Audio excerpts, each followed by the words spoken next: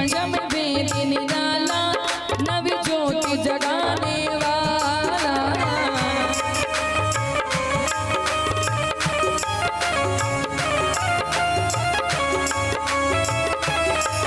ये अमर ग्रंथ ये मुक्ति पर्वत ये पंचम वेद निराला नव ज्योति जगाने वाला।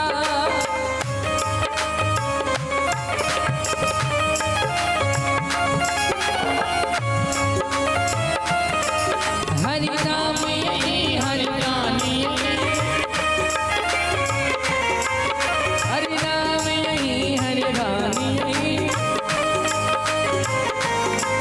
जग के मंगल की आरती पापियों को पाप से ही तारती। श्री भागवत भगवान की है आरती। करो आरती पापियों को पाप से ही तारती।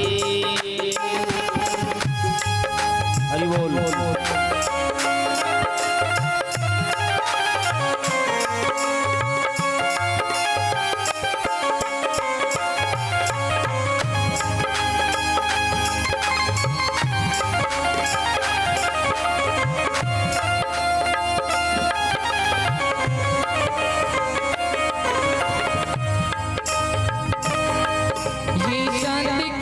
पावन पुनीत पापों को मिटाने वाला हर दर्श कराने वाला।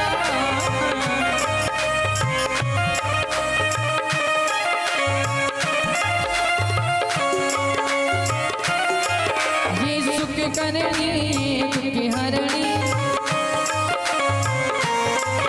ये सुख करनी दुख हरणी मधुसूदन की आरती पापियों को पाप से ही तारती। श्री भागवत भगवान की है आरती। पापियों को पाप से ही तारती। हरि बोल।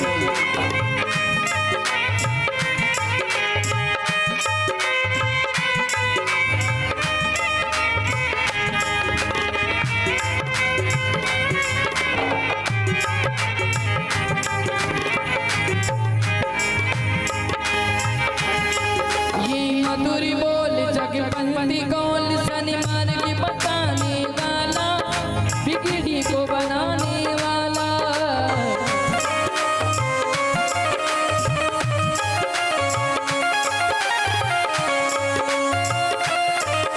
श्री राम यही घनश्याम यही हरि नाम नहीं श्री राम यही प्रभु महिमा की आरती। पापियों को पाप से ही तारती। श्री भागवत भगवान की है आरती। पापियों को पाप से ही तारती।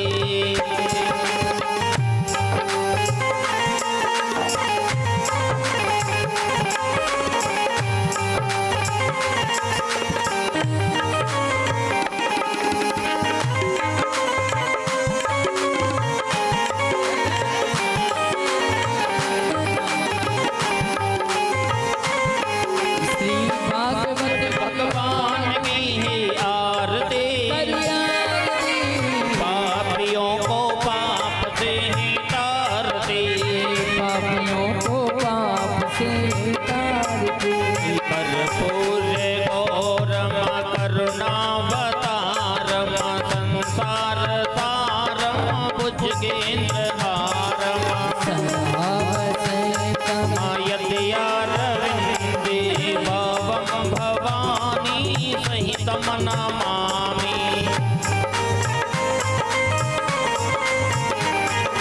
त्वमेव माता पिता त्वमेव त्वमेव बन्धु सखा त्वमेव द्रविणं त्वमेव त्वमेव सर्वं मम देव देव गुरुर्ब्रह्मा गुरुर्विष्णु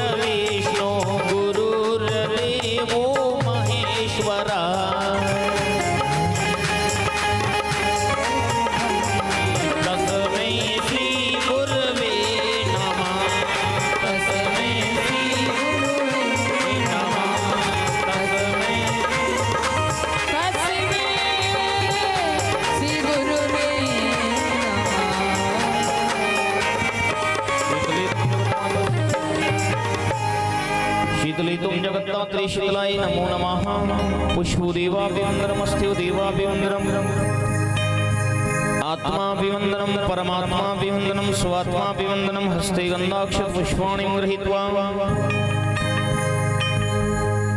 अय्यगिरि नन्दिनि नन्दितमेदिनि विश्वविनोदिनि नन्दिनुते गिरिवर विंध्य शिरोधनिवासिनि विष्णु विलासिनि जिष्णुनुते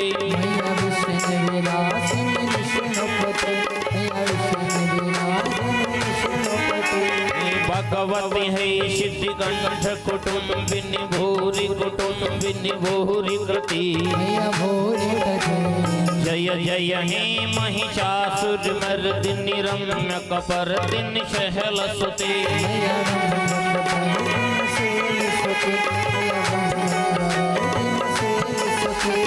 दुर्वर वर्षिणि दुर्धर गर्षिणि दुर्मुख मर्षिणि हर्षरति त्रिभुवन पौषिणि शंकर तौषिणि किलमित मोहषिणि गोहशिरति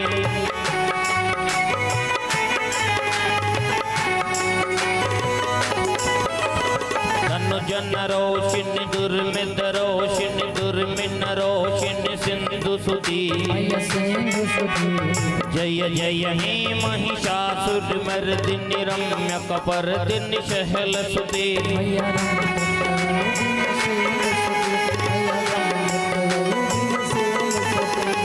अय जगदम्ब कदम्ब हवन प्रियवासिनि वासिनि वासिरति शिखर शिरोमणि तुंग हिमालय शृंग निजालय मध्य गति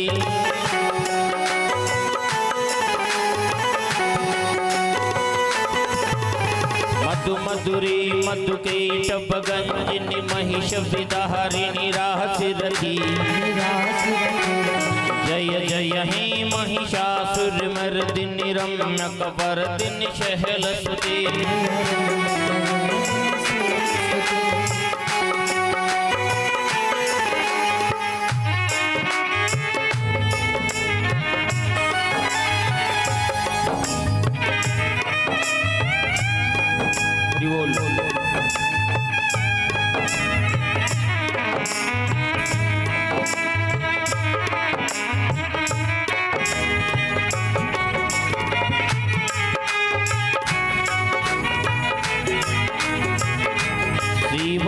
बकुल चंपक पाटलब्जी पूर्णांग जातिकर बिल्वर साल पुष्पे बिल्वः प्रवाल तुलसी दलमंदरे भी त्वं पूजयामि जगदीश्वर मे प्रसीद नाना सुगंधि पुष्पाणि यथा कालोद्भवानि च पुष्पाञ्जलिर्मया दत्तः गृहाणां परमेश्वरः गृहाणां परमेश्वरिः सांगाय सपरिवाराय सायुधाय शक्तिकाय ममात्मनः मम यजमानस्य सकल बस्ती जनानां यजमानस्य जनजीवानाम् आत्मनः कल्याणहितार्थाय धर्मरक्षार्थ गौरक्षार्थ निमित्तेन जगत् कल्याणहितार्थाय निमित्तेन मंत्रपुष्पाञ्जलिं श्री भागवत भगवानः चरणोपरिं समर्पयामि अभव परिकृपा करो हे जगत के आधार पुष्पांजलि अर्पण करो ग्रहण करो भगवान हाथ जोड़ विनती करो चरण नमाओसी सब अपराध की वंदना क्षमा करो जगदीश क्षमा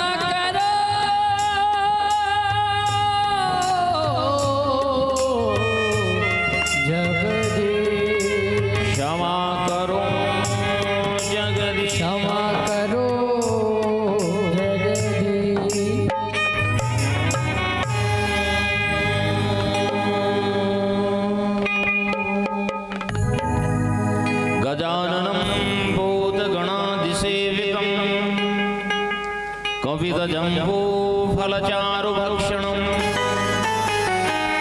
उमासुतं शोक विनाशकारकम् नमामि विघ्नेश्वर पाद पंकजम्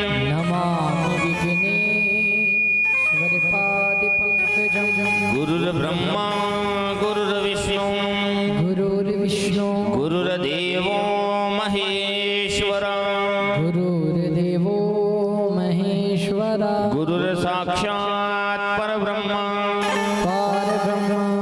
तस्मै श्री गुरवे नमः। तस्मै श्री गुरुवे नमः। नारायणं नमस्कृत्यं नरं चैव नरोत्तमं देवीं सरस्वतीं व्यासं ततो हे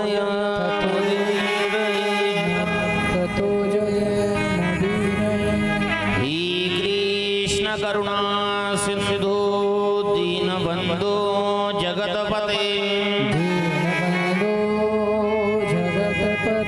गोपीश गोपिकान्तं राधाकान्तं नमोऽस्तुते। राधाकान्तं नमोऽस्तुते।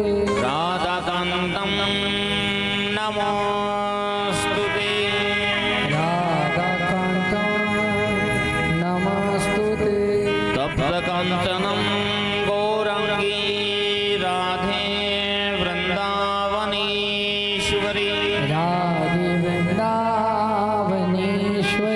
वृषभानुसुते देवी प्रणमामि हरे वन्दे देव उमापतिं सुरगुरु वन्दे जगत्कारणं वन्दे पन्नगभूषणं रगधरं वन्दे पशूनां पतिं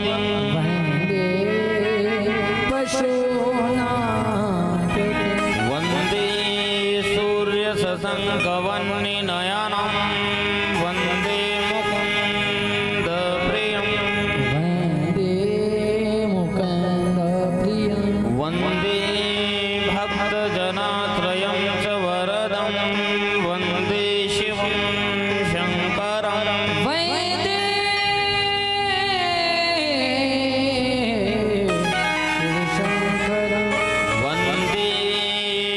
शिवं शङ्करं गजानन को सुमर कर संत महंत को प्रणाम बीना पाणी कृपा करो सिद्ध होय सब काम कृष्ण का अवतार है सब मंगल किए दास पड़े शरण तेरी बल बुद्धि और दे ज्ञान जय जय राधा रमण जय जय नवल किशोर कहीं गोपीचित चोर प्रभु जय जय माखन चोर जय जय माखन चोर बोली गोपाल कृष्ण भगवान की श्रीमद् भागवत महापुराण की श्री वृंदावन बिहारी लाल की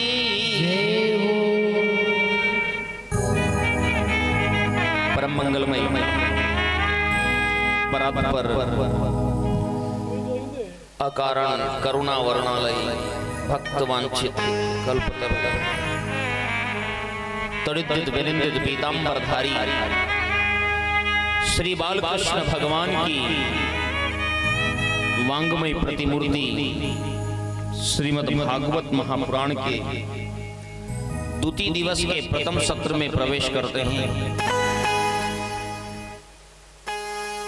विराजित सभी भक्त एक बार प्रेम से बोली वृंदावन बिहारी लाल की जय हो। श्री शुभदेव जी भगवान की जय हो।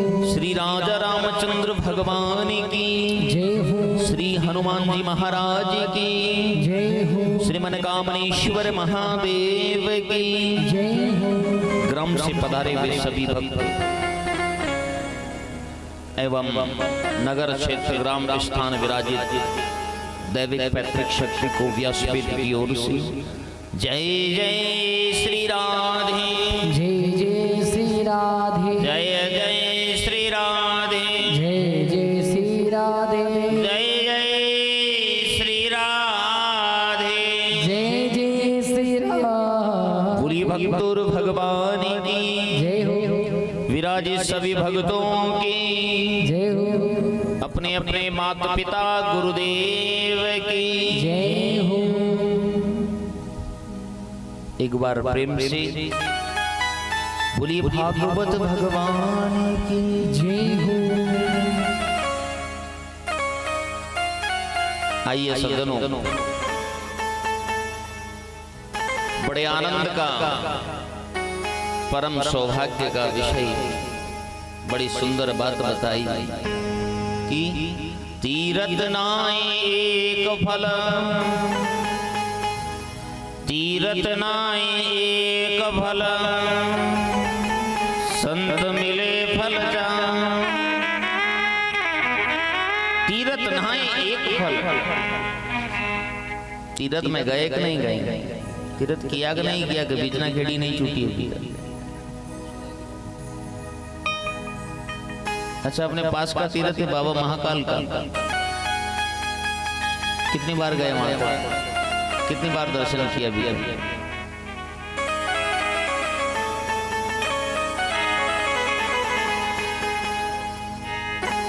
तीरथ करवा से कहीं पर तो भगवान वहीं पकड़ के बिठा ले।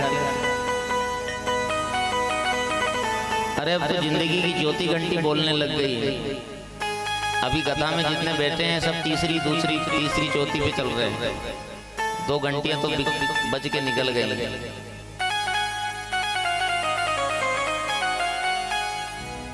अब तो माया मोह को छोड़ो, हरि का भजन करो, आगे का रास्ता साफ करो, क्योंकि कचरा बहुत पड़ा हुआ है। क्योंकि फिर 5वां अवसर तो सोचने का भी नहीं मिलता है।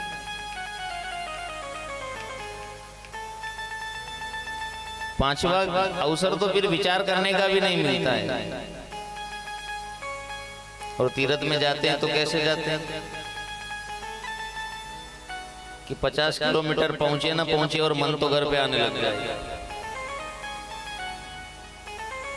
और विशेषकर रात में तो बराबर फोन का जमाना है, तो फोन लगाकर पूछेंगे भाई कि एक भाई जगना दूसरा भाई सोना, ज्यादा इकट्ठा कर लिया तो यही होगा और क्या।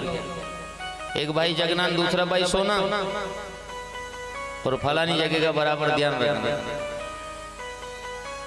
वहां भी पूरी बात नहीं कहेंगे, खाली कहेंगे कि फलानी जगह जरूर तुम्हारा पलंग लगा। वहां यूं नहीं कहेंगे कि वहां फलानी चीज पड़ी है। भाई जिसको ले जाना चाहिए था वो तो यहीं रह गया, नहीं रह गया। जिनको नहीं ले जाना चाहिए था वो चला गया। अब मन तो यहीं छोड़ गए, शरीर को लेकर चले गए। फायदा क्या हुआ बताओ। तीर्थ में स्नान करेंगे पुण्य मिल जाएगा, अच्छे बुरे कर्मों का साफ। जैसे आज नाली है पर साफ हो गए तो कल कचरा नहीं आएगा, नाना तो रोज पड़ेगा। जन्म लिया वहां से वहां तक का कचरा साफ कर लिया भैया, पर वहां के बाद तो फिर कचरा शरीर पर नहीं चढ़ना चाहिए। तीर्थ नहाए एक फल, संत मिले फल 4। और संत जब जीवन में आ जाते हैं, सत्संग जीवन में आ जाते हैं। सत्संग किसे कहते हैं? जो भगवान का संग कराता है,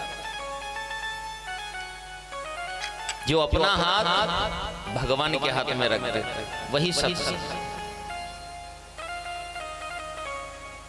और सत्संग की धारा संत के मुख से निकलती, परम गुरु के मुख से निकलती। और जब संत जीवन में आते तो धर्म, अर्थ, काम और मोक्ष चारों तरफ का रास्ता अपना खुलने लग जाता है।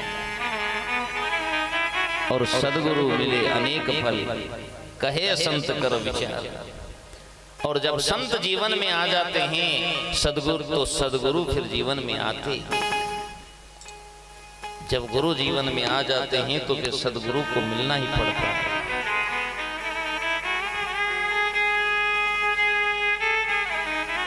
आज जिस दरबार में अपन बैठे हैं क्योंकि संत के दर्शन, संत की गुरु की सानिध्य, सत्संग के बिना, परमात्मा के दर्शन के बिना ये जीवन सफल नहीं हो सकता है।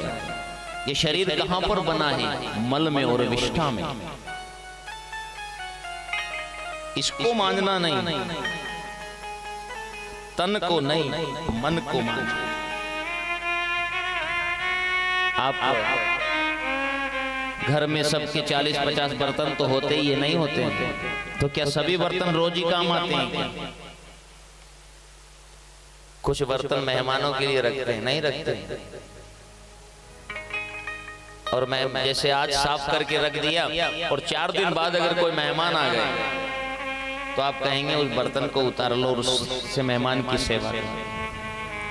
पर आप उसके साथ एक बात और कहोगे कि बर्तन बासी हो गया, खराब हो गया, इसको धो लो, साफ कर लो,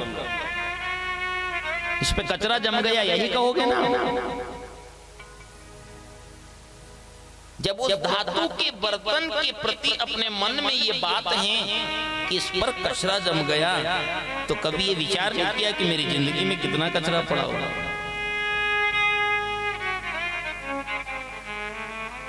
तो आइए, क्योंकि रोज की आदत तो बनानी पड़ेगी। और मैंने बड़ा सुंदर तरीका आपको कल दिखाया ही है। उठते बैठते चलते खाते पीते नहाते धोते हरि का स्मरण करो, सब काम करो, 24 घंटे काम करना। पर मन की तरंग गोविंद के चरणों में, भागवत भगवान के चरणों में बांध कर रखना। जैसे पानी की पनियारी पनघट से मटके पर मटके को रखकर चलती। अबे तो पनियारी का जमाना ही चला गया, नहीं गया। अब तो ट्यूबवेल नल के जमाने आ गए। पर पहले पानी की पनियारी मटके पर रखो चलती थी, परंतु वो ऊपर के मटके को नहीं पकड़ती, दोनों हाथ से मटकों को नहीं पकड़ती। देखती वो बाजार में, कहां पर देखती? देखती बाजार में कि कहीं मुझे ठोकर नहीं लग जाए और मेरा ऊपर का मटका न गिर जाए। नजरें बाजार में होती पर मन की तरंग ऊपर वाले मटके पर होती। उसके मन का ध्यान ऊपर वाले मटके पर होता है। किस पर होता है?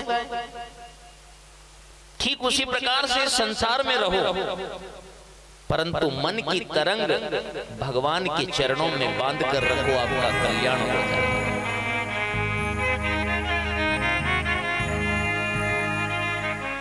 ये जीवन बड़ा अनमोल है।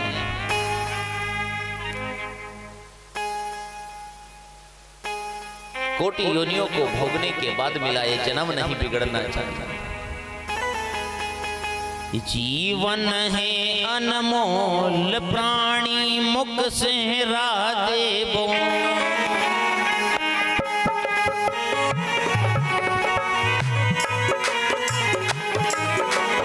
जीवन है अनमोल प्राणी मुख से देवो। जीवन है अनमोल प्राणी मुख से देवो। जीवन है अनमोल प्राणी मुख से देवो। जीवन है अनमोल प्राणी मुख से देवो। हरि बोल।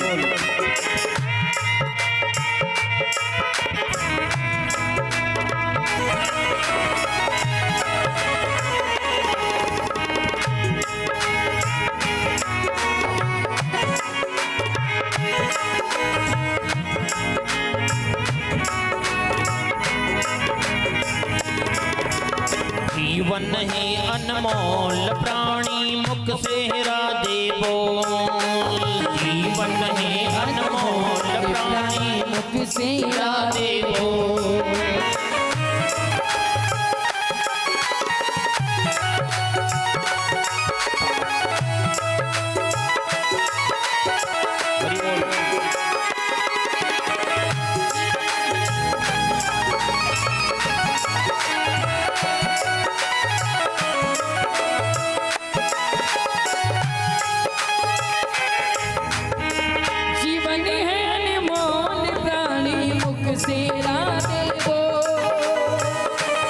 हरि बोल। ताली की सेवा बराबर। मुख से राधे बोले प्राणी, मुख से राधे बोले।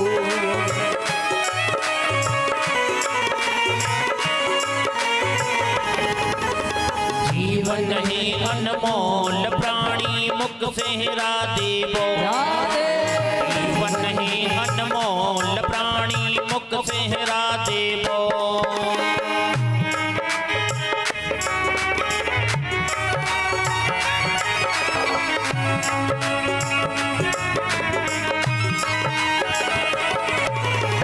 हरि बोल।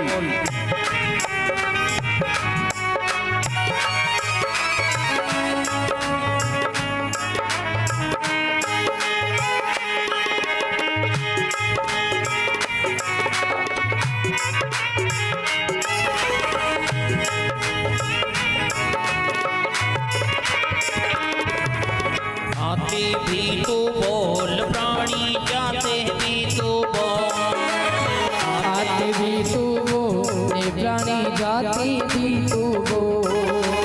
आते भी तो बोल प्राणी, जाते भी तो बोल। आते भी तू बोले प्राणी, जाते भी तू बोले। जीवन है अनमोल प्राणी मुख से राधे बोल। जीवन है अनमोल प्राणी मुख से राधे बोल। जय हो।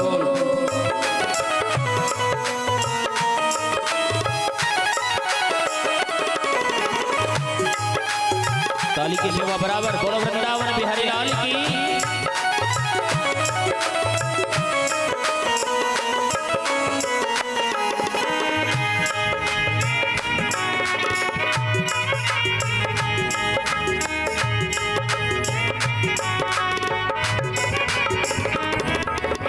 जीवन है अनमोल प्राणी, मुख से राधे बोले।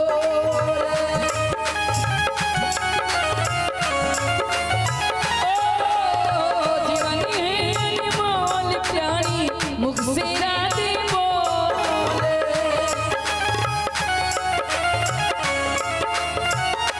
हरि बोल। जीवन है अनमोल प्राणी, मुख से राधे बोले।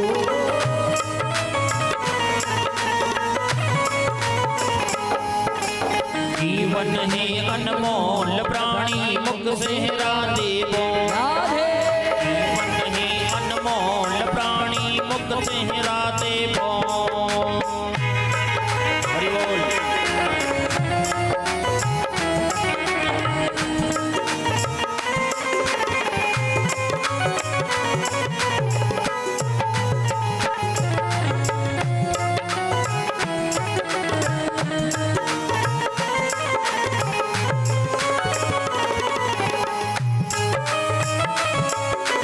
हरि बोल।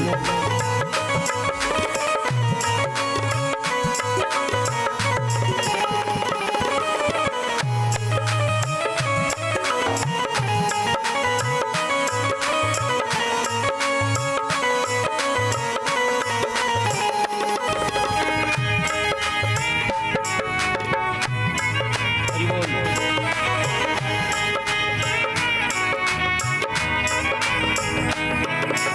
वृंदावन में बोल प्राणी, बरसाने में बोल। वृंदावन में बोल प्राणी, बरसाने में बोल। वृंदावन में बोल प्राणी, बरसाने में बोल। वृंदावन में बोल प्राणी, बरसाने में बोल। आते भी तो बोल प्राणी, जाते भी तो बोल। आते भी तू बोल प्राणी, जाते भी तू बोल। जीवन है अनमोल प्राणी मुख से राधे बोल। जीवन है अनमोल प्राणी, मुख से राधे बोल।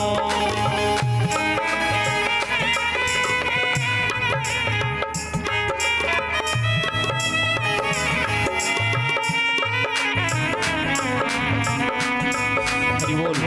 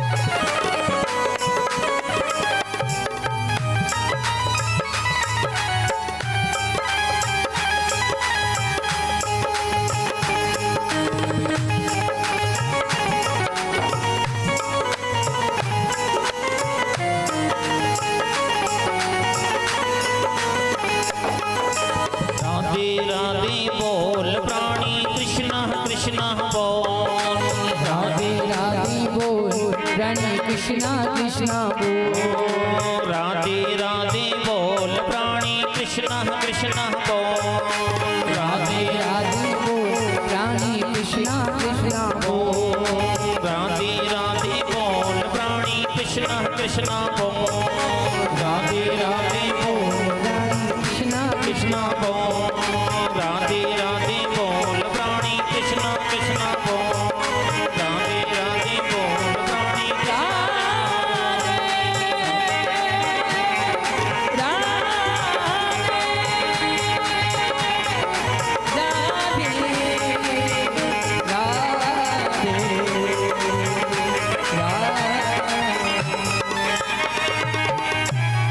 राधे राधे बोल प्राणी कृष्णा कृष्णा बोल।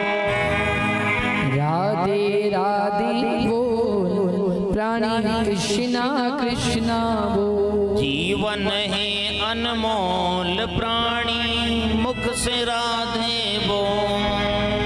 जीवन है अनमोल प्राणी मुख से राधे बोल। नाम के बिना काम नहीं। कलयुग में जन्म लिया है और कलयुग केवल नाम आधारा सुमरहि नर उतरहि पार। नाम की महिमा जैसे सूर्य भगवान उदय होते हैं और अंधेरा दूर चला जाता है, ठीक उसी प्रकार से गोविंद का स्मरण करने से इस जन्म जन्मांतर का अंधकार मिट जाता है। सबका मूल तो गोविंद है। एक वृक्ष है, उसमें करोड़ों पत्ते होते हैं, करोड़ों फूल होते हैं, लाखों पत्ते होते, करोड़ों फूल होते हैं, पत्तियां होती है, डालियां होती है, तने होती है, शाखा होती हैं, पर उस वृक्ष का मूल तो एक जड़ ही है। बोलो है कि नहीं? वो सब उस जड़ पर निर्भर है। ठीक उसी प्रकार से गोविंद का स्मरण करने से सब तृप्त हो जाता है। भगवान नारायण तो सृष्टि के पालक हैं। यूं वैध नहीं करना कि मैं तो राम जी को मानता हूं, कन्हैया जी को क्यों पूजूं, मैं तो कन्हैया जी को मानता हूं, महादेव जी को क्यों पूजूं। सबका मूल गोविंद है। एक साधे सब सदे, सब साधे सब जाए।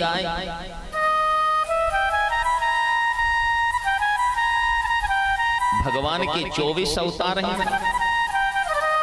24 अवतारों में 2 ही अवतार भगवान शिव महादेव की आज्ञा से भगवान नारायण अवतार लेते हैं।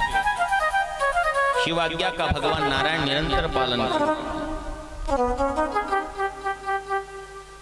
परंतु 24 अवतार जो है उसमें से 2 अवतार, एक रामा अवतार और एक कृष्णा अवतार, ये पूर्ण अवतार थे। और जो राम है वही कृष्ण है और जो कृष्ण है वही राम है। राम कृष्ण दो एक हैं, अंतर नहीं निमे, इनके नयन गंभीर हैं, उनके ही चपल विशेष। एक लीला पुरुषोत्तम, एक मर्यादा पुरुषोत्तम। लीला पुरुषोत्तम भगवान गोविंद और मर्यादा पुरुषोत्तम प्रभु राम। और प्रभु राम ने जो अपने जीवन में अनुभव किया था वही गोविंद ने अपने जीवन में गाया है। प्रभु राम ने जो अपने जीवन में अनुभव किया भगवान श्री कृष्ण ने उसी को अपने जीवन में गाया है। अपने मन को गोविंद के चरणों में लगाओ। भगवान के चरणों में सर्व सुख हैं। कौन नहीं चाहता? सब यही चाहते हैं ना कि मुझे सुख मिले। हे भगवान मुझे सुख देना, यही कहते हैं ना।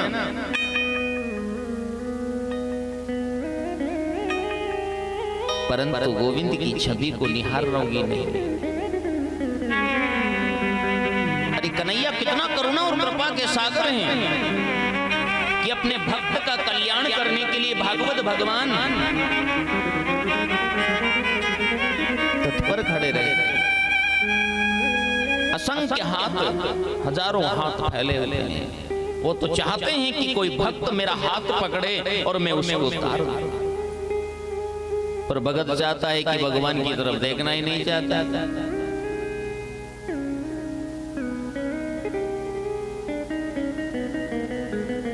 और जो कन्हैया को सच्चे हृदय से भजता है, याद करता है, उस भगत के पैरों के नीचे भगवान अपना हाथ बिछाते हैं। क्या करते हैं?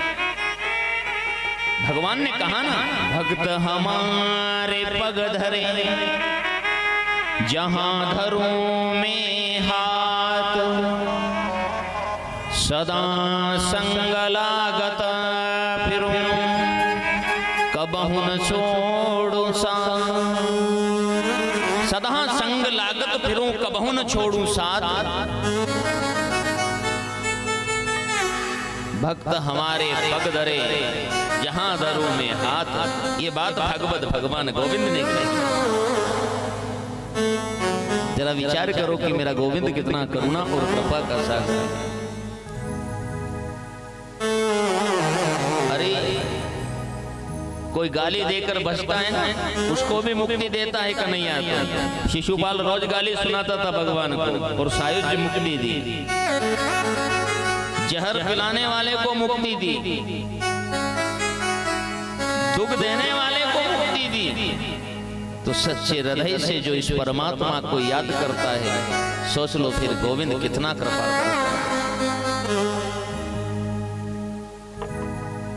किसी भी प्रकार से अपने मन को भगवत भगवान के चरणों में लगाओ। व्यास जी महाराज का प्रयास भी यही था। अपन कहते हैं ना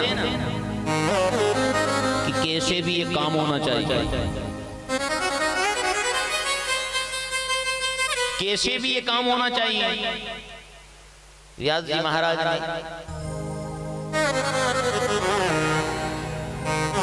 का संकल्प भी यही था कि किसी भी प्रकार से मनुष्य का मन गोविंद के चरणों में लगे और संसार का मनुष्य भगवान की तरफ देखना ही नहीं चाहिए। उनको पता था कि संसार का मनुष्य अपने नाम का मतलब भी नहीं निकाल पाएगा। आज तक विचार किया कि मैं मनुष्य क्यों बनाऊं? या दुनिया की हर बात का विचार करता है मनुष्य, पर अपने आप के बारे में जिस दिन विचार करने लग जाता है कि मुझे परमात्मा ने कितना सुंदर जीवन दिया है और मेरा कर्म क्या है और मेरा धर्म क्या है, उसी दिन उसके दरवाजे खुल जाएंगे और उसी दिन उसकी जिंदगी की सुबह हो जाएगी। व्यास जी महाराज ने एक वेद से ऋग्वेद, एक वेद से 4 वेद की रचना, ऋग्वेद, यजुर्वेद, सामवेद, अथर्ववेद, 4 वेद से 17 पुराण की रचना हुई। आंख बंद करके देखा ना तो क्या नजर आया दुनिया में? नाना धोना, खेलना कूदना, तेरा मेरा, इसका उसका, जबकि ये किसी का नहीं है।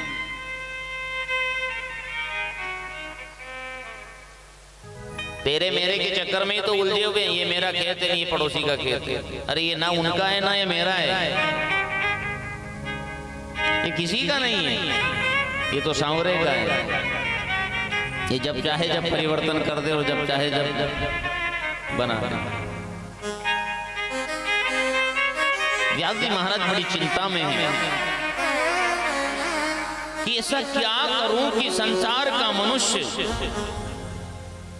उस रास्ते पर चलकर अपने जन्म को और अपने कुल कुटुंब को सिद्ध कर ले। ऐसा क्या क्या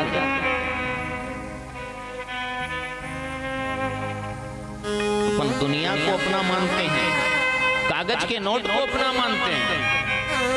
कितना दुख होता है जेब में से 100 रुपए गिर जाते हैं, तो होता है ना। इस बात का दुख क्यों नहीं होता है कि मैंने आज दान नहीं किया, मैंने आज धर्म नहीं किया, मैंने आज भगवान का भजन नहीं किया, मैंने आज परमात्मा की कथा को श्रवण नहीं किया। इस बात का दुख नहीं किया। क्यों नहीं किया? क्योंकि आपने ईश्वर को अपना माना ही नहीं, इसलिए नहीं किया। अगर ईश्वर को आप अपना मानते तो आपको जरूर दुख होता कि मेरा आज का दिन कितना बेकार चला। व्यास जी महाराज उदास बैठे, देवर्षि नारद जी का आगमन हो जाता है। व्यास जी महाराज ने कहा, ऋषिवर मैंने एक वेद से 4 वेद, 4 वेद से 17 पुराण की रचना कर दी, उसके बाद भी ऐसा लग रहा है कि मैंने दुनिया के लिए कुछ नहीं किया। देवर्षि नारद जी ने कह दिया कि आप भागवत की रचना कर दो। मेरे पिताजी ने मुझे भागवत श्रवण करवाई है, मैं आपको सुना देता हूँ चतुश्लोक की भागवत, आप भागवत की रचना कर दो। अरे नहीं नहीं ऋषिवर, बुढ़ापा आ गया है, अब मेरे अंदर इतनी ताकत नहीं है कि मैं भागवत की रचना करूंगा। अरे पराशर नंदन, व्यास जी के पिताजी का नाम है पराशर मुनि, तो उनको पराशर नंदन भी कहते हैं। अरे पराशर नंदन, संत का सहारा लो, गुरु का सहारा लो। संत गुरु की कृपा से सब काम सफल होता है, और संत गुरु की कृपा भगवान की कृपा से भी बड़ी होती है। जीवन में गुरु होना चाहिए, चाहे मिट्टी के द्रोणाचार्य क्यों ना हो। संसार के मनुष्य पर अगर आपका मन नहीं मानता है, तो भगवान का जो नाम आपको अच्छा लगे, प्यारा लगे, उसके नाम की कंठी पहन लो और उसी नाम को भजने लग जाओ, और भगवान को एक धागा लगा दो कि आज से आप ही हमारे गुरु, आपका कल्याण हो जाए। भगवान की कृपा से भी बड़ी गुरु की, संत की कृपा होती। गुरु मेरी पूजा गुरु गोविंद, गुरु मेरा पार ब्रह्म, गुरु भगवंत।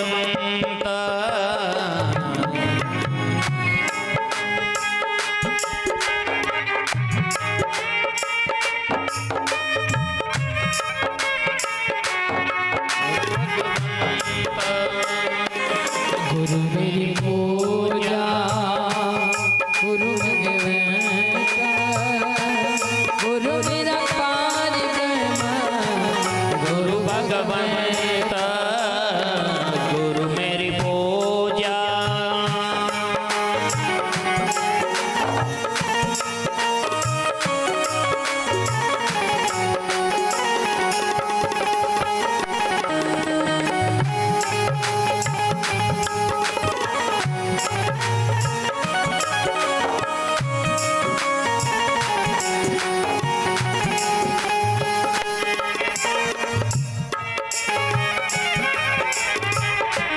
गुरु मेरी पूजा अकले लोचन,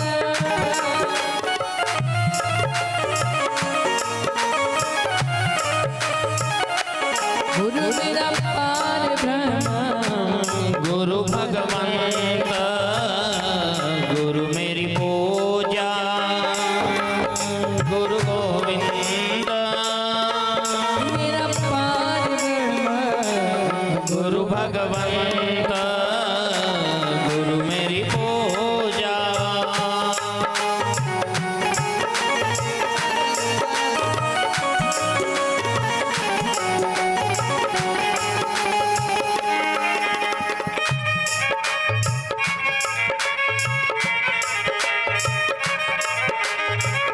हरि बोल।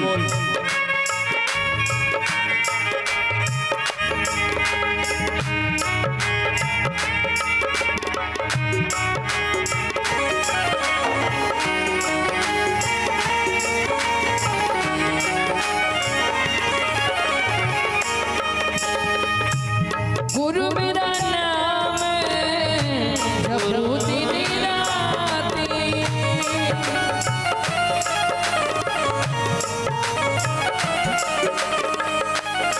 गुरु सर्व जपू दिन राति, गुरु मेरी पूजा गुरु गोविंद, गुरु मेरा पार ब्रह्म, गुरु भगवंत, गुरु मेरी पूजा।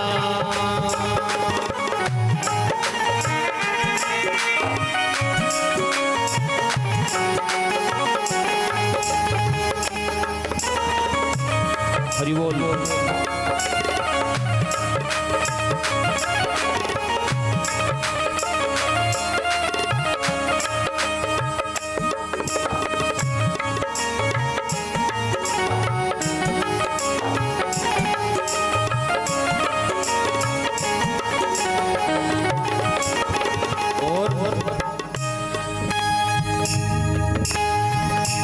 देवर्षि नारद जी ने कहा कि आप गुरु संत का सहारा लो। संत गुरु कृपा का प्रताप। मैं नितांत दासी पुत्र था। मेरी माता मुझे जन्म हुआ, मेरे पिता की मृत्यु हो गई। मेरी माता मुझे संतों के आश्रम पर लेकर गई। संतों ने नाम रख दिया रामदास। क्या नाम रख दिया? अब संतों के आश्रम पर क्या होता है? सत्संग होता है। सुबह 4 बजे से रात को 10 बजे तक हरि का संकीर्तन। एक बार प्रेम से बोल भक्तों भगवान की, श्री राधे रानी सरकार की जय हो।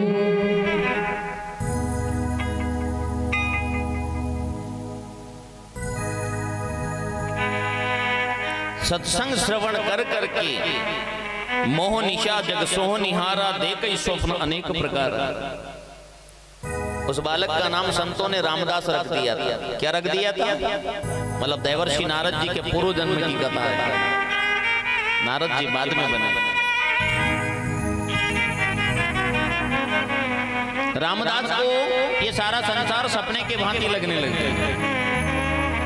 ये संसार सपने के भांति ही है। आप सपने में हवाई जहाज में उड़ोगे, पर नींद जब खुलेगी ना तो चारपाई पर ही मिलोगे। ये दुनिया, ये संसार सपना ही है। कब टूट जाए कोई नहीं कह सकता। मोह निशा जग सोह निहारा, देखई स्वप्न अनेक प्रकार। और सपना सपना। चतुर्मास आए और भी संत आए। चतुर्मास पूरा होने जा रहा, संत जाने लगे। रामदास ने चरण पकड़ लिया, मैं इस दुनिया के भंवर में नहीं रहूंगा, मैं तो संतों के संग जाऊंगा।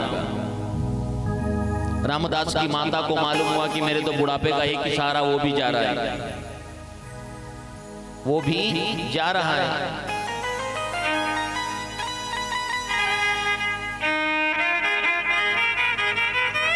हे संत भगवान, उसको मत लेकर जाओ।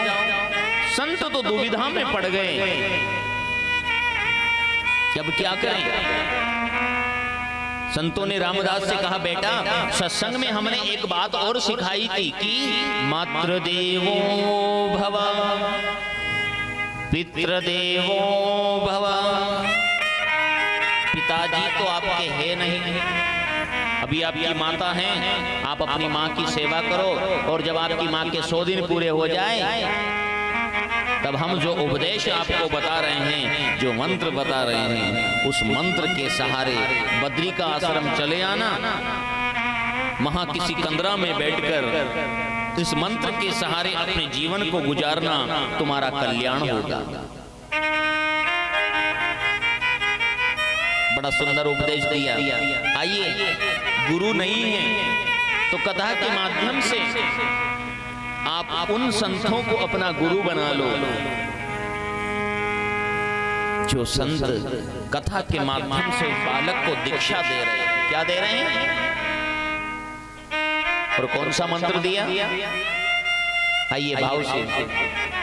ओम नमो भगवते वासुदेवाय।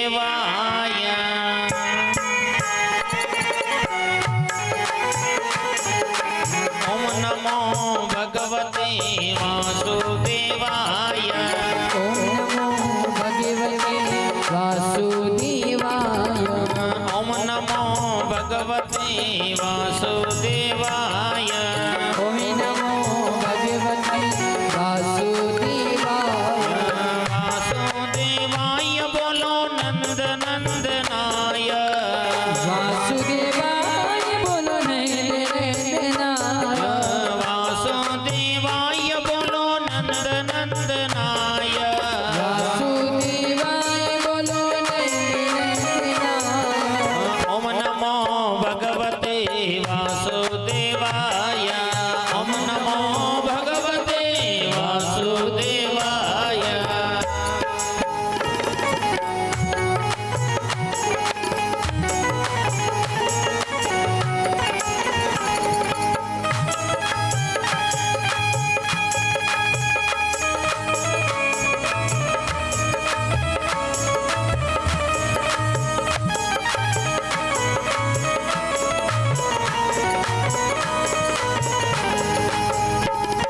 ये बोल।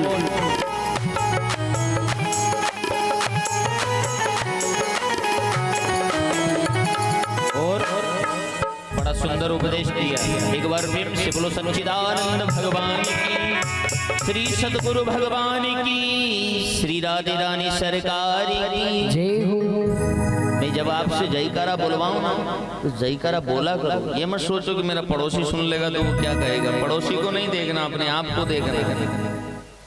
आप थोड़ा सा जयकारा बोलते हो तो हमें ऊर्जा मिल जाती है। संत तो चले गए, रामदास दुखी होने लगा, मेरी माँ के कारण मैं नहीं जा पाया। एक दिन सोचा मेरी माँ की मृत्यु हो जाए। रामदास की बालक की माँ गाय को घास डालने गई, घास में सांप बैठा हुआ था, सर्प। उस सर्प ने उसकी माँ को डस लिया, उसकी माँ की मृत्यु हो गई। माँ की मृत्यु हो गई, रामदास रोने लगा। आंख से आंसू आ रहे हैं, एक आंख से गर्म आंसू आ रहे हैं और एक आंख से ठंडे आंसू आ रहे हैं। देखो, दुख के आंसू आंख से गर्म निकलते हैं। क्या निकलते हैं? दुख के आंसू आंख से गर्म निकलते हैं और सुख के आंसू आंख से ठंडे निकलते हैं। एक संतान अपने माँ बाप के नाम को बड़ा करती है ना, और प्रेम के आंसू जब माँ बाप की आंखों में आते हैं वो ठंडे होते हैं। और एक औलाद जब अपने माँ बाप को दुख देती है ना, उनके माँ बाप की आंखों में जो आंसू आते हैं वो गर्म रहते हैं। और जो औलाद अपने माँ बाप को दुख देती है उसको तो हजारों बरस का नरक भोगना पड़ता है। माँ बाप के चरणों में ही तो सारे तीर्थ बसे हैं। और जिसने अपने माँ बाप को पूज लिया, जिसने अपने माँ बाप को प्रसन्न कर दिया, उससे चराचर प्रसन्न हो जाएगा।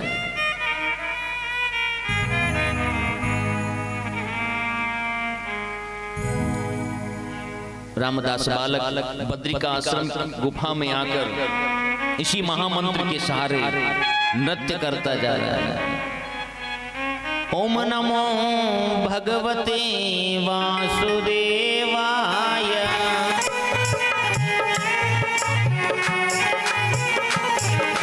ओम नमो भगवते वासुदेवाय, ओम नमो भगवते वासुदेवाय बोलो नंद नंदनाय, वासुदेवाय बोलो नंद नंदनाय, वासुदेवाय बोलो नंद नंदनाय, वासुदेवाय बोलो नंद नंदनाय। ओम नमो भगवते वासुदेवाय, ओम नमो भगवते वासुदेवाय। ये बोल।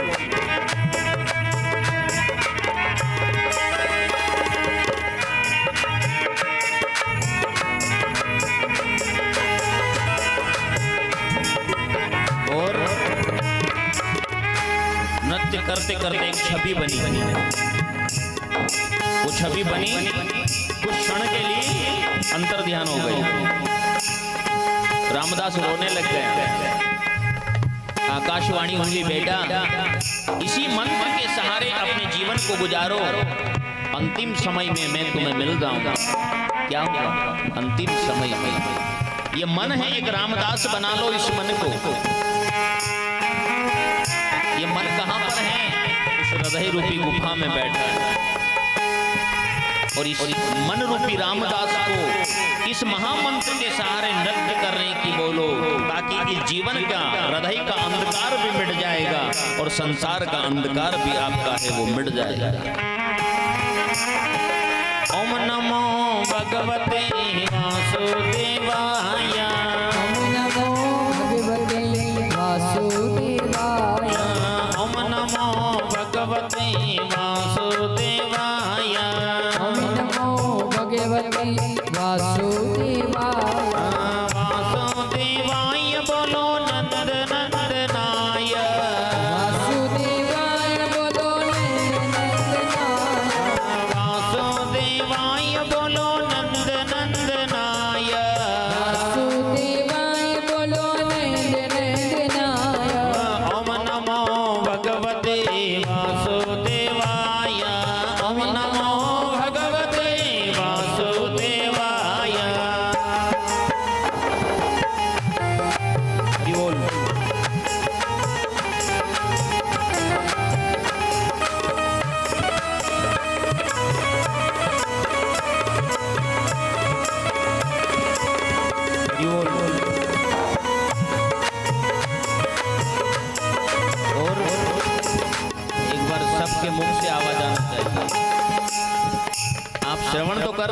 भाव से, ये तो मैं देख रहा हूं, पर अपने मुख से आवाज नहीं आ रही है।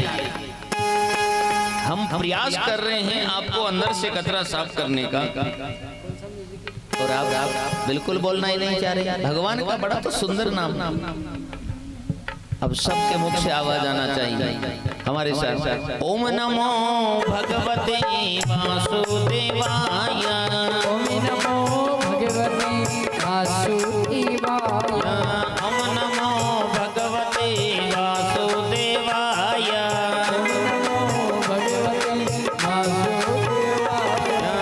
वासुदेवाय बोलो नंद नंदनाय, वासुदेवाय बोलो नंद नंदनाय, वासुदेवाय बोलो नंद नंदनाय, वासुदेवाय बोलो नंद नंदनाय, ओम नमो भगवते वासुदेवाय, ओम नमो भगवते वासुदेवाय।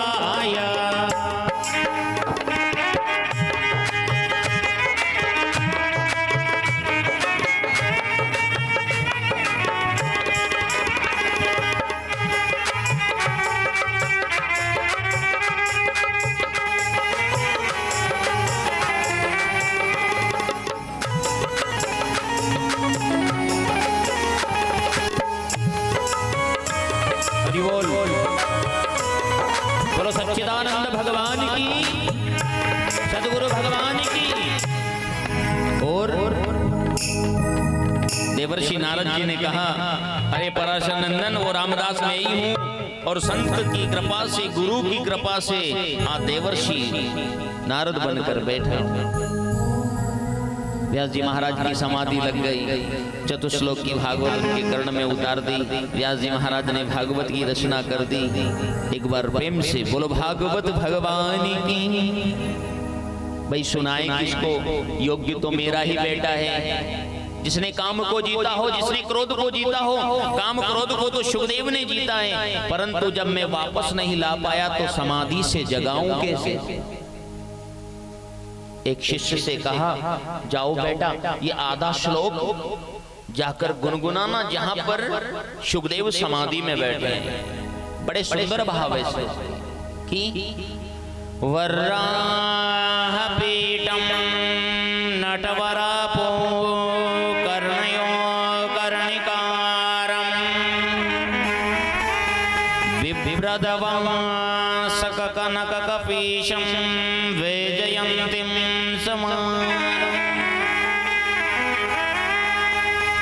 वराह पीठम नटवरा कर्णयो कर्णिकारम।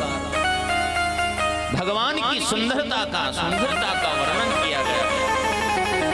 दुनिया की सुंदरता तो बहुत देखी है, पर कभी मेरे राम की छवि को देखकर प्रसन्न हुए कि मेरा गोविंद कितना सुंदर है। नकली सुंदरता देखकर अपन कितने मोहित हो जाते हैं। ये तो नकली रंग है, आज नहीं तो कल उतरना है, पर रंग चढ़ाओ ऐसा जो इहलोक और परलोक दोनों को रंग दे। रंग देखो, रूप देखो तो मेरे सांवरे किसका दे। सुखदेव भगवान ने आंखें खोल ली, फिर समाधि में बैठ गए। व्यास जी महाराज ने पूछा क्या हुआ। शिष्य से पूछा कि महाराज गुरुदेव समाधि से तो जग गए थे सुखदेव जी, परंतु फिर समाधि में बैठ गए। फिर एक श्लोक याद कराया और कहा, जाओ इस श्लोक को जाकर गुनगुनाना, इसको सुनाना। बड़े सुंदर भाव इस श्लोक कि भगवान कितना करुणा और कृपा के सागर हैं। कृपा के सागर इसीलिए कहा है गोविंद को। अहो वकीयं स्तनकालकूटं जिंगासयापाय यदाब्धिसाद्भिः लीभे गतिं दन्नयचितं तत्वन्नयं तं वादयामि शरणम्। अहो वकीयं स्तनकालकूटं। वकी कौन थी? वकासुर की बहन। कौन थी? वकासुर की बहन कौन थी? पूतना।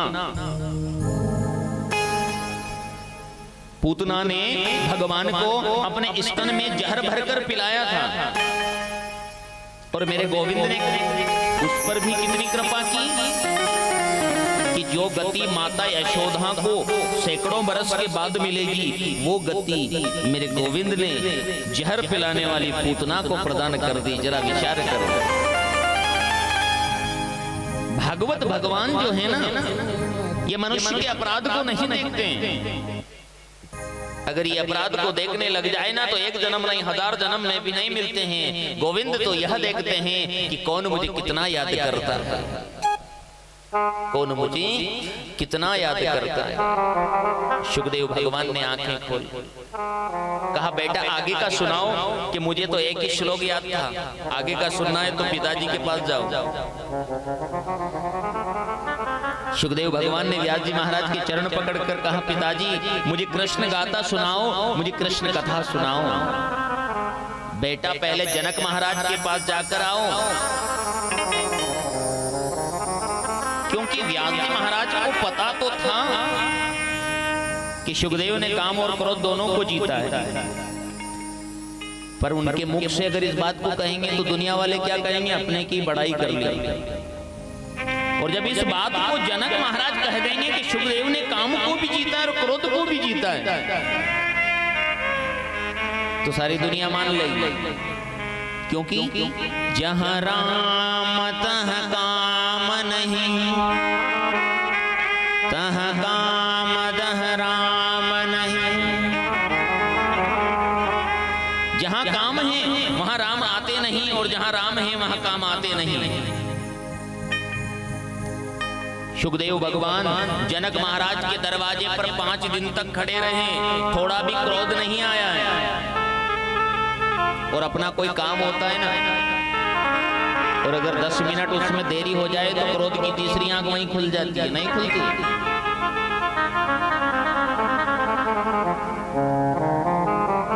जनक महाराज सुखदेव भगवान का हाथ पकड़कर अंतःपुर के द्वार पर लेकर गए। सुंदर अप्सराओं से कहा, सुखदेव के शरीर का आलिंगन करो। थोड़ा भी परिवर्तन नहीं आया। जनक महाराज ने चरणों को पकड़ करके कहा, हे सुखदेव भगवान, मैं क्या आपको वेदांत सिखाऊं, आप तो स्वयं ही वेदांत हो। एक बार प्रेम से बोलो भक्तों भगवान की, श्री राधे रानी सरकार की।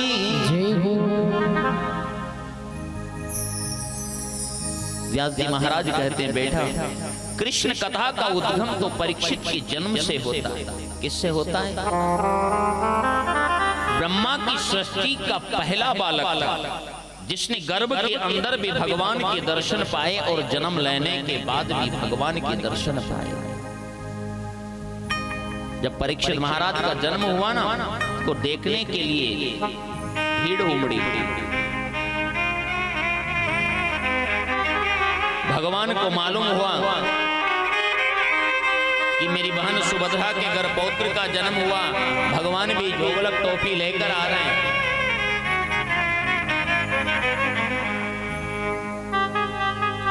सुखदेव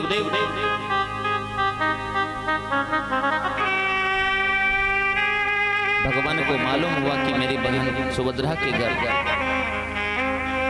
पौत्र का जन्म हुआ। जब परीक्षित महाराज का जन्म हुआ ना, परीक्षित जन्म लेते ही पालकी लगाकर बैठ गए। पांडव चिंता में पड़ गए। व्यास जी महाराज से पूछा कि ऐसा बालक हमारे कुल में पहली बार जन्मा है, ना तो रोता है, ना बोलता है, ना हंसता है, इस भीड़ में क्या देख रहा है? तो व्यास जी महाराज ने कहा, ये इस भीड़ में उसे ढूंढ रहा है जिस टेढ़ी टांग वाले ने गर्भ में बचाया है। उस भीड़ में कहां पर खड़ा है? भगवान आते हैं, उस बालक को अपनी गोद में बिठाते हैं, उस बालक के सिर पर हाथ रखकर नाम रख देते हैं परीक्षित। क्या नाम रख देते हैं?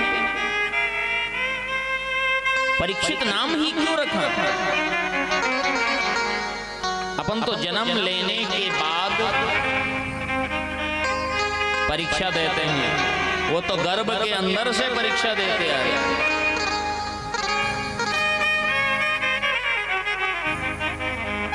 भगवान जब वापस जाने लगे ना तो युधिष्ठिर महाराज भगवान श्री कृष्ण को बालक ही समझते थे, तो अर्जुन को साथ में कर दिया। क्या किया?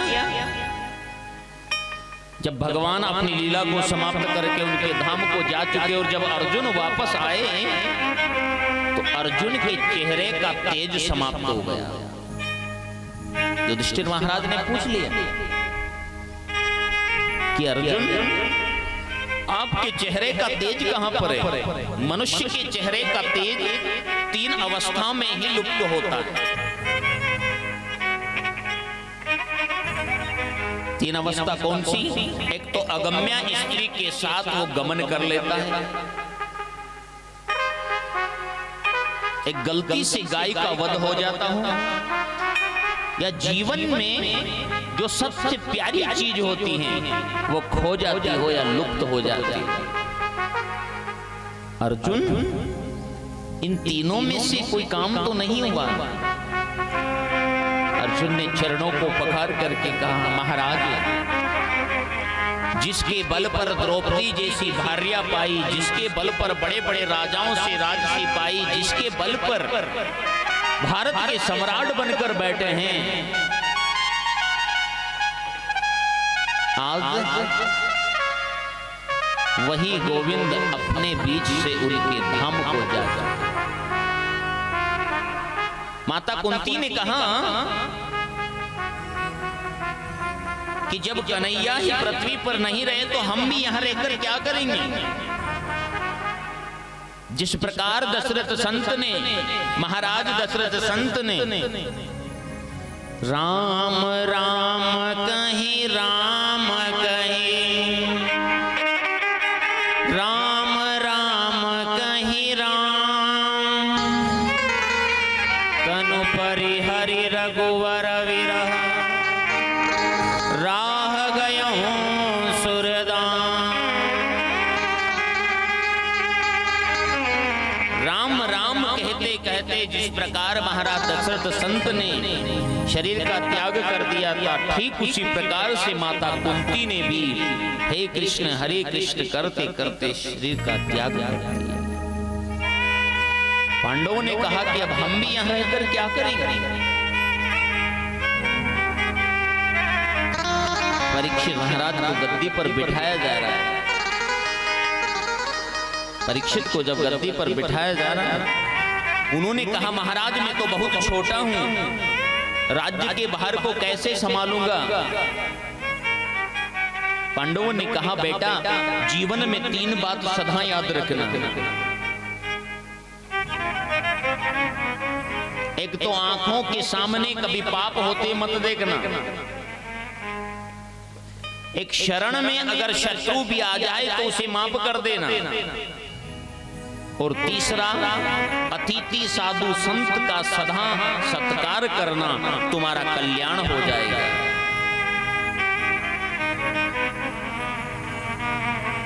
सभी पांडवों का पतन मार्ग में हो गया। युधिष्ठिर महाराज सशरीर अपने धाम को गए। उनको भी कुछ पल के लिए नरक की यातनाओं में होकर जाना पड़ा। परीक्षित महाराज का शासन बड़े आनंद के साथ चल रहा। गायें स्वतः दूध देती हैं। सभी साधु संत ऋषि मुनि ज्ञानी बड़े आनंद के साथ बैठकर भगवान का भजन करते हैं।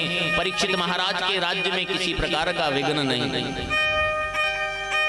परीक्षित महाराज जब सेवा करने के लिए जाते ना, तो कभी बील बनकर जाते, कभी ग्वाल बनकर जाते, कभी मजदूर बनकर जाते।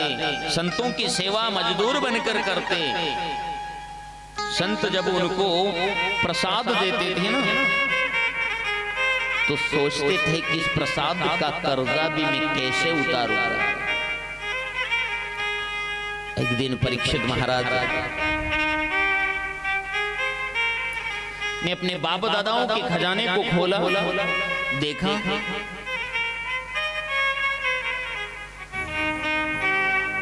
बहुत सारे मुकुट पड़े हुए थे, पर एक मुकुट थोड़ा अलग तरह का था। उसको सोच लिया कि आज इसी को पहनकर मैं वन में जाऊंगा। जब परीक्षित महाराज वन में गए उस मुकुट को पहनकर, तो क्या देखते हैं कि एक पैर पर बैल खड़ा है, बैल के 3 पैर कट गए हैं और बैल के सामने गौ माता खड़ी है। ये बैल कौन है? धर्म। गौ माता कौन है? पृथ्वी माता। धर्म रूपी बैल पृथ्वी रूपी गौ माता से कहते हैं, देवी तुम क्यों दुखी हो रही हो? पृथ्वी माता ने क्या कहा? धर्म, मैं पृथ्वी हूं, आप धर्म हो। जब मेरे ऊपर धर्म का बोलबाला नहीं रहेगा तो मैं प्रसन्न कैसे रह सकती हूं?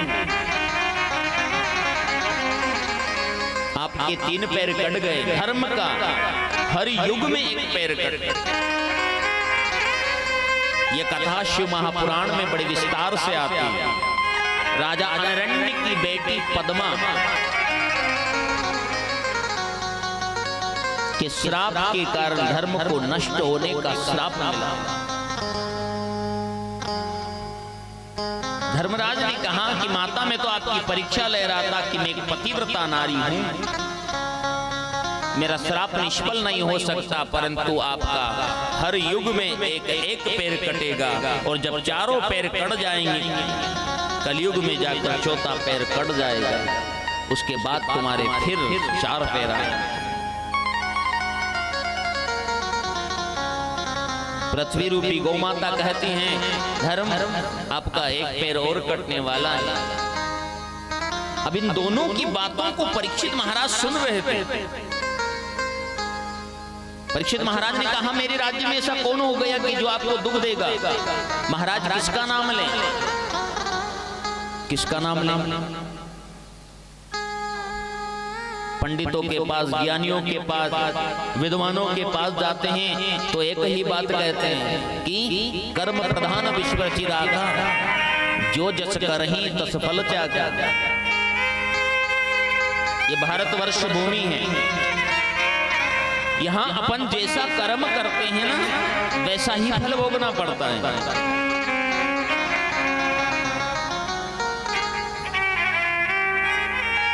बोया पेड़ बबूल का तो आम कहां से होई? कर्म गलत होते हैं और आशा करते हैं कि मुझे सुख मिले तो नहीं मिलेगा। अरे बगीचा लगाएंगे बबूल का और आशा करेंगे कि उनमें कभी आम के फल लग जाए तो किसी जन्म में नहीं लगेंगे। बोलो लगेंगे क्या? जैसा बोओगे वैसा ही काटना है। जीव का जन्म भी कर्म से और मृत्यु भी कर्म से। कर्म से देह का निर्माण और देह से ही कर्म किया जाता है। महाराज किसका नाम ले? हमारे कर्म ही ऐसे थे इसलिए हमारे पैर कट गए। किसका नाम ले? सुख दुख नाम की कोई चीज नहीं है। और देखो इस जिंदगी में सुख भी आता है और दुख भी आता है। दुख आया है तो सुख भी आएगा और सुख आया है तो दुख भी आएगा। ये धूप है तो छांव भी आई है और छांव आई है तो धूप भी आएगी। इस बात को कभी नहीं भूलना।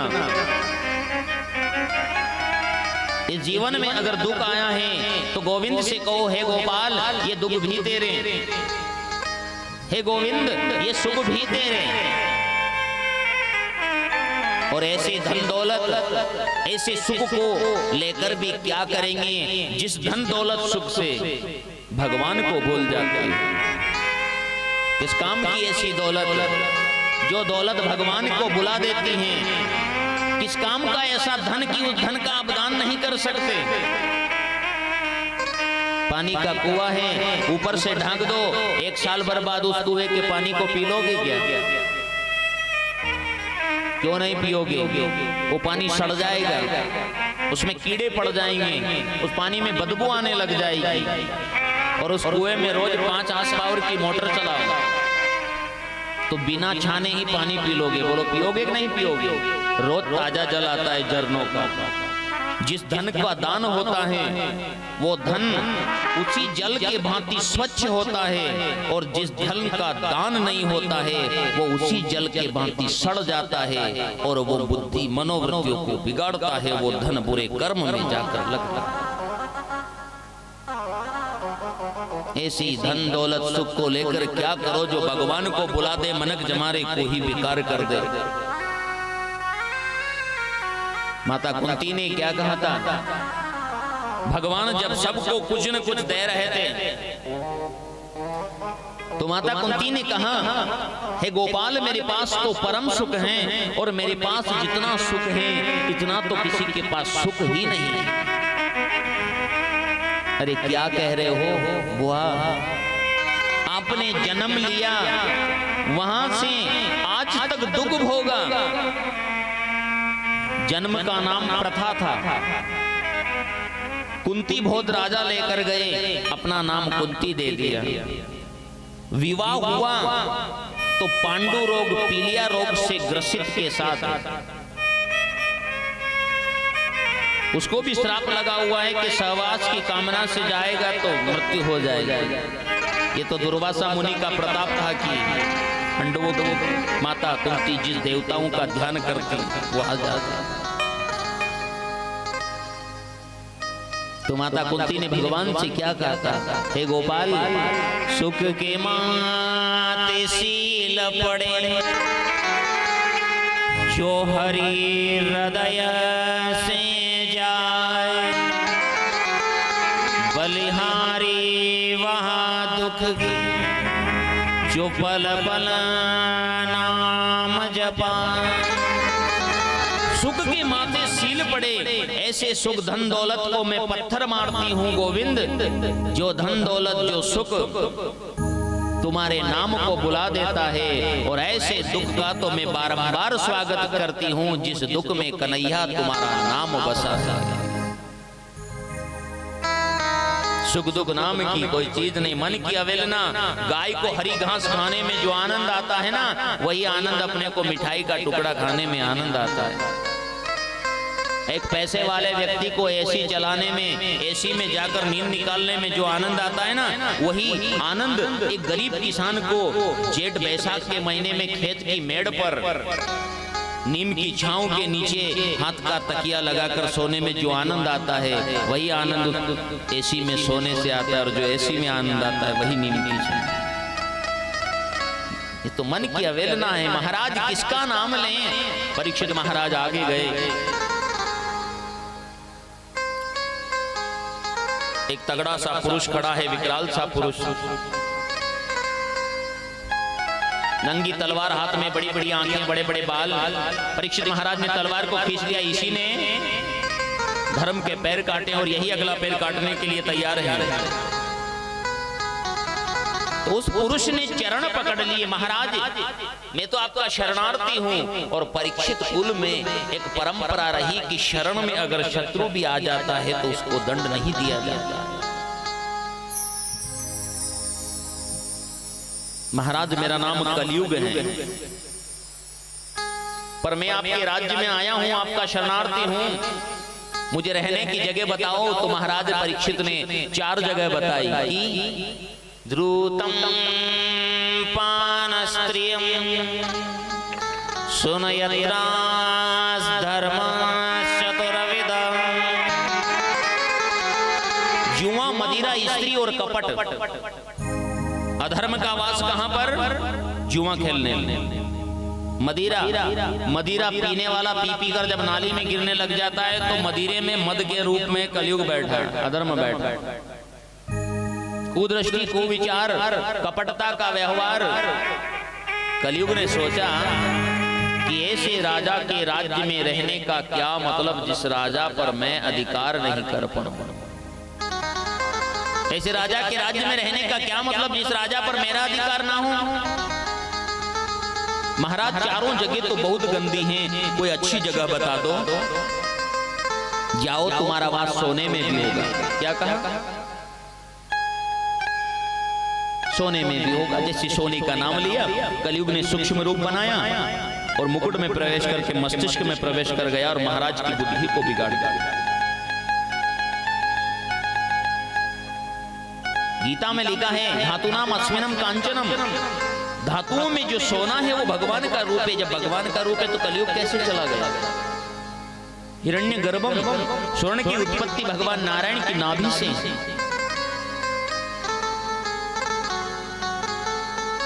तो फिर कलयुग कैसे चला गया? जो सोना मेहनत मजदूरी करके ईमानदारी के साथ जो धन कमाया जाता है उसमें भगवान का वास होता है, और जो लूट खसोट करके दूसरों को दुख देकर जो धन सोना कमाया जाता है उसमें कलयुग अधर्म का वास होता है। और मुकुट था ना, वो मुकुट तो जरासंध का था। किसका था? इसलिए अगर मुकुट पांडव का होता तो कलयुग प्रवेश नहीं कर सकते, पर जरासंध अन्यायी था इसलिए मुकुट में प्रवेश कर महाराज की बुद्धि को बिगाड़ दिया। शमीक ऋषि समाधि में बैठे हैं। वो राजा प्रसाद का कर्जा कैसे उतारूंगा, कौन से जल मांगता, फल मांगते हैं। भूख लग रही, प्यास लग रही, बुद्धि विकृत हो गई, महाराज को क्रोध आ गया। इधर उधर देखा, क्योंकि क्रोध बुद्धि को खाता है। क्या करता है? क्रोध बुद्धि को खाता है। मरा हुआ सर्प पड़ा था, उठाकर शमीक ऋषि के गले में डाल दिया। शंगी ऋषि को मालूम हुआ शिष्य के द्वारा। शंगी ऋषि ने परीक्षित महाराज को श्राप दे दिया। श्राप दे दिया कि परीक्षित, तुम्हें भारत का सम्राट होने का इतना अभिमान कि हमारे पिता के गले में सर्प डालते हो। जिस नाग को मेरे पिता के गले में डाला है, इसी नागकुल का नागराज तक्षक राज आज से 7वें दिन तुम्हें डसेगा और तुम्हारी अकाल मृत्यु हो जाएगी। शमीक ऋषि समाधि से जगे। उन्होंने कहा, बेटा ऐसा नहीं करना चाहिए था। धातु से बने हुए शस्त्र से बचा जा सकता है, पर वाणी रूपी जो शस्त्र चलता है उससे ना बचा जा सकता है, ना उसके घाव को भरा जा सकता है। गौरमुख नाम के शिष्य से कहा, जाओ परीक्षित को कह दो कि 7 दिन में अपनी मृत्यु को सुधारने का उपाय कर। परीक्षित महाराज ने कहा, मैं तो 7 दिन क्या 7 पल भी नहीं जीना चाहता हूं, क्योंकि मेरे से तो एक संत का अपराध हुआ है। पर जो भगवान की इच्छा, अपनी पत्नी का हाथ पकड़कर कहा कि जीवन का सबसे बड़ा सत्य सुनाता हूं कि देवी 7 दिन से पहले मेरी मृत्यु नहीं हो सकती। कोई ये नहीं कह सकता कि मैं कितना पल जीवित रहूंगा, कोई नहीं कह सकता है। मेरी क्या गारंटी कि मैं अभी आपको 10 मिनट और कथा श्रवण करा पाऊं, कोई गारंटी है? पर संतों की वाणी कभी गलत नहीं होती है। इसलिए परीक्षित महाराज ने अपनी पत्नी से कहा कि 7 दिन से पहले मेरी मृत्यु नहीं हो सकती है, जीवन का सबसे बड़ा सत्य है। अपने पुत्र जन्मेजय को राजगद्दी पर बिठाया, राजसी वेश उतार दिया, पतित पावनी गंगा के किनारे पहुंच गए। बड़े बड़े संत मुनि ऋषि ज्ञानी वहां पर आए, परंतु 7 दिन में अमंगल मृत्यु मंगलमय किस प्रकार बने, इसका समाधान कोई नहीं कर पाया। शुकदेव भगवान को मालूम हुआ, शुकदेव भगवान आ रहे हैं। परीक्षित महाराज देखकर बड़े प्रसन्न हुए। देखो परीक्षित महाराज यह भी तो मांग सकते थे भगवान शुकदेव से कि मेरी मृत्यु को टाल दो, और भगवान शुकदेव टाल सकते थे, उनके अंदर सामर्थ्य था।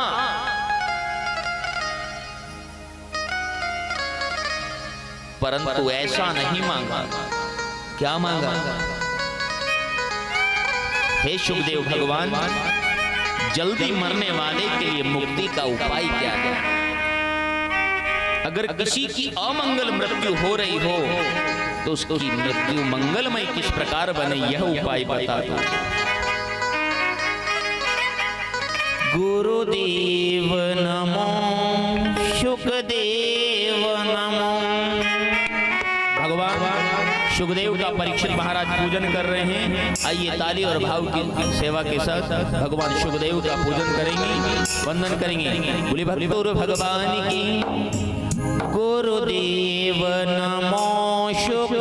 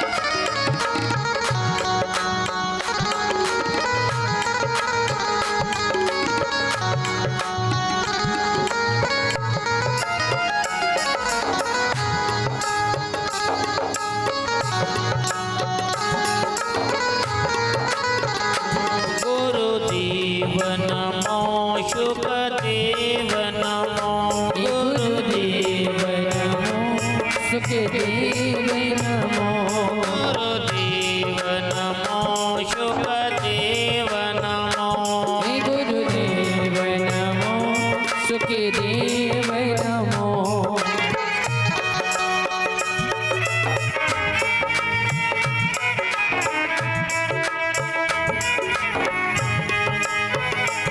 गुरुदेव नमो सुखदेव नमो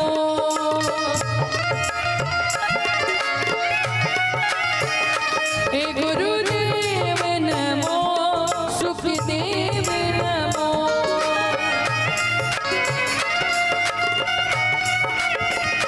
हे गुरुदेव नमो शुकदेव नमो गुरुदेव नमो शुकदेव नमो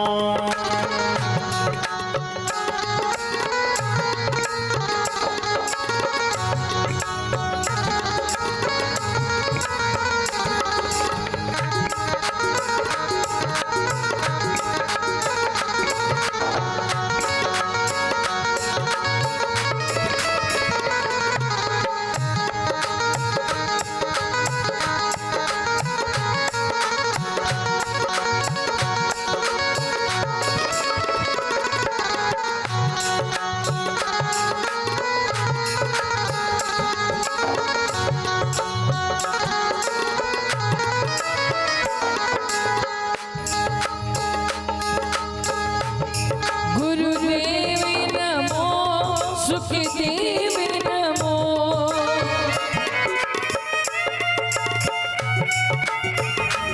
ओ गुरुदेव नमो सुखदेव नमो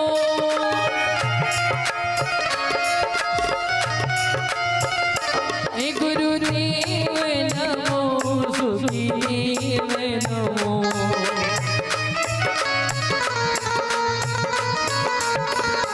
गुरुदेव नमो शुकदेव नमो गुरुदेव नमो शुकदेव नमो गुरुदेव नमो सुखदेव नमो गुरुदेव नमो शुकदेव नमो बोली भक्तों भगवान की। अब आगे का सत्र क्योंकि अपने अधिकांश भाई सभी जंगल में हैं, क्योंकि आगे प्रवेश करेंगे तो फिर अपने को बहुत आगे तक जाना है, क्योंकि कथा को बीच में रोक नहीं सकते।